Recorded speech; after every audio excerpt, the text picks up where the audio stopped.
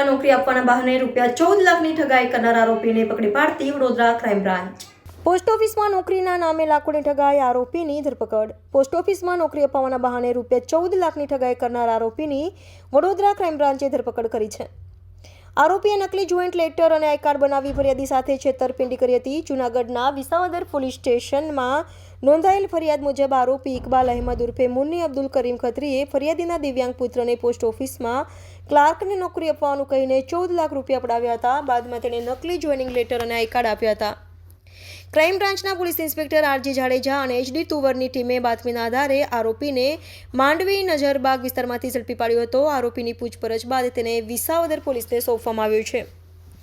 આરોપી અગાઉ પણ રાજકોટ રેલવેમાં નોકરી અપાવવાના નામે ઠગાઈ કરવાના ગુનામાં પકડાઈ ચૂક્યો છે, તેમજ તેની સામે ચેક બાઉન્સના કેસ પણ નોંધાયેલા છે। પોલીસે લોકોને આવા ઠગાઓથી સાવધાન રહેવા અને કોઈપણ પ્રકારની લાલચમાં ન ફસાવા અપીલ કરી છે।